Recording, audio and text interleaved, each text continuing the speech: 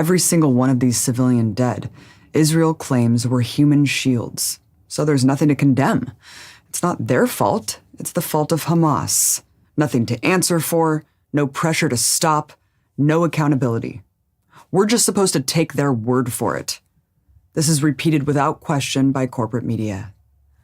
For example, when Israel leveled the building housing Associated Press offices, claiming it was a secret base for Hamas, they provided no evidence whatsoever, even in secret, to the U.S. State Department.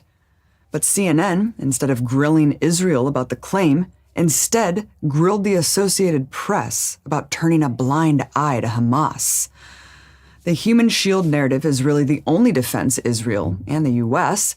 have for excusing these brutal crimes against humanity. Here's the thing.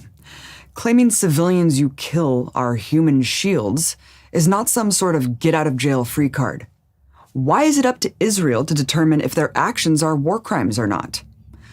I'm going to give you 5 points that completely evaporate Israel's human shield defense and explain why it must be something to answer for in an international criminal court.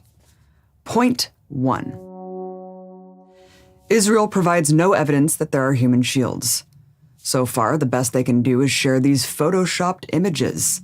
See, the building is red. That means Hamas is there. You know, for all of Israel's sophisticated surveillance technology with eyes over every single inch of Gaza, you'd think that they'd be able to produce more than cartoons and doctored graphics.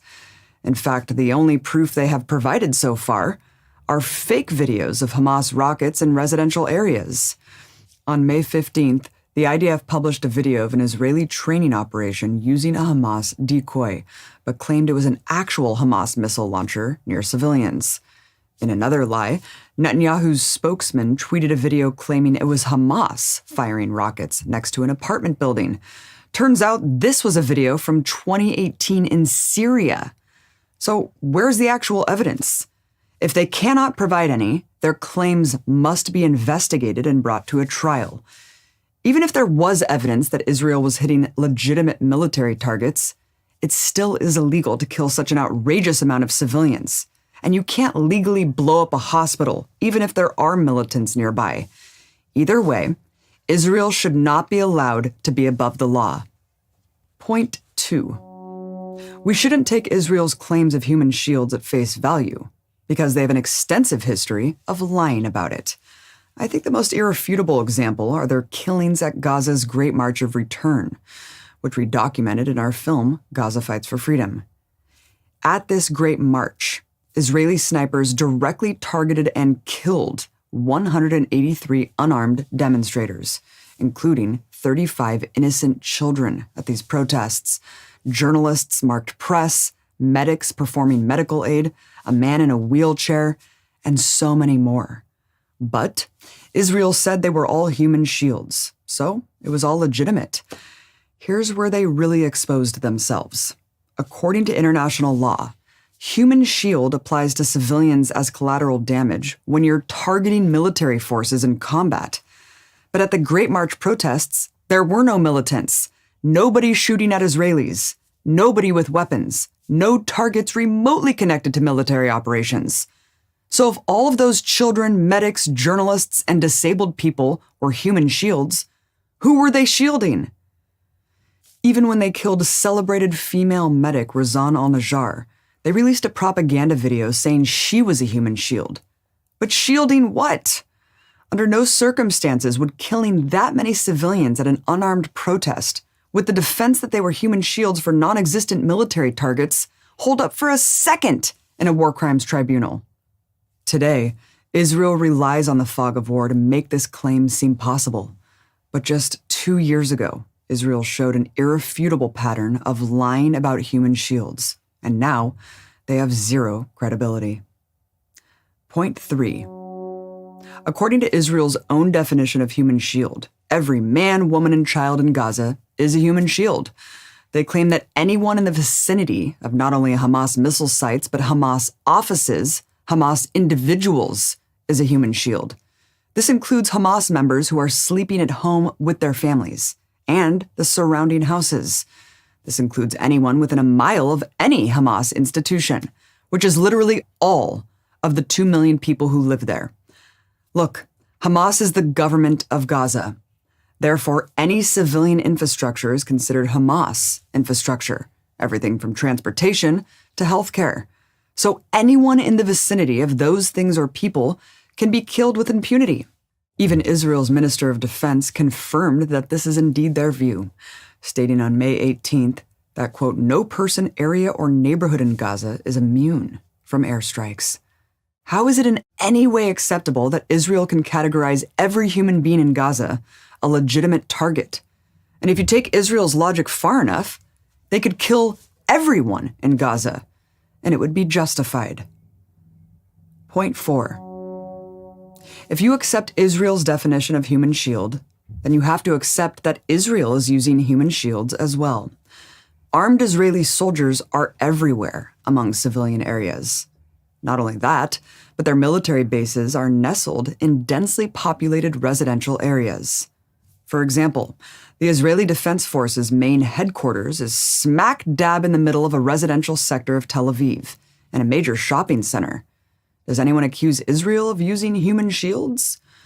In another example, the Israeli army broadcasts from a residential apartment tower with antennas on the roof.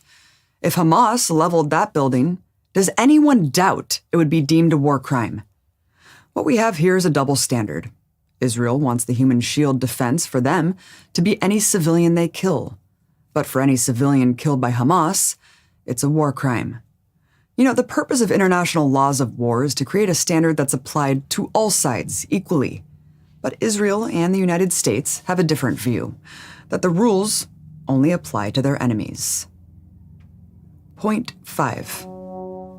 If everyone in Gaza is a legitimate human shield, that's only because of Israel's own design. This is a situation of Israel's own making. Israel drew the borders, and Israel refuses to let anyone leave. To leave Gaza, you must get approval from the Israeli government, and the government will almost always say no. So what are people supposed to do who want to remove themselves from the carnage? They have literally nowhere to run and nowhere to hide. Israel has made Gaza, in every sense of the term, an open-air prison. They trap 2 million civilians in this tiny strip of land. Then they bomb their neighborhoods and say, well, they shouldn't have been there. The mountain of civilian dead has to be looked at through the perspective of the Israeli blockade and the inability of anyone to escape. Resistance forces in Gaza have nowhere else to go to. Gaza's self-defense capabilities are confined to this heavily populated area. And Israel has intentionally made Gaza unlivable. The only way Gaza is able to exert pressure on Israel is by firing rockets. If they peacefully protest their conditions, they're massacred just the same. If they do nothing, Israel continues to blockade them, erode their living conditions, while ethnically cleansing the rest of their land. Israel has made it so the only leverage Gaza has to get any change is using the one weapon it has. Besides, Gaza has the right to self-defense under international law, and contrary to what Israel claims, the current round of fighting was started by Israel, not Hamas, when they deployed criminal violence against Al-Aqsa and Sheikh Jarrah. And right at the outset, on May 12th, Hamas offered a ceasefire to Israel. Israel rejected it because they wanted to keep going, despite their rhetoric of only wanting the rockets to stop. So if Israel's going to keep bombing, Gaza has no choice but to fight back, and that in turn becomes the excuse for Israel massacring so-called human shields. It's far from the first time this term has been used to state-sponsored mass slaughter. Human shield propaganda has been long applied by the empire to dehumanize the enemy in nearly every major world conflict or war, from its atrocities in Korea to Iraq. And it always serves the same purpose: to dehumanize entire populations, giving the perpetrators a free pass to act with total disregard for civilian life. What the Israeli government is trying to do is cover up what their military is actually doing, which is indiscriminate bombing. That seems glaringly apparent, and international law is very clear about indiscriminate attacks being a war crime, strictly prohibited in any situation. To sum it all up, It is completely outrageous to let Israel make this blanket claim to absolve itself of any wrongdoing. All of those lives taken had value. They all had families. They all had futures they were robbed of. It's not fair, and it's not right to be able to wash away their deaths with such an audacious lie. This is an unconscionable situation. What everyone should agree on is that if an army, especially a colonizing power attacking a population it occupies and completely controls, is going to kill such an outrageous number of civilians, they shouldn't be their own judge and jury. This is what war crimes tribunals are for, and that is exactly what Israel needs to face.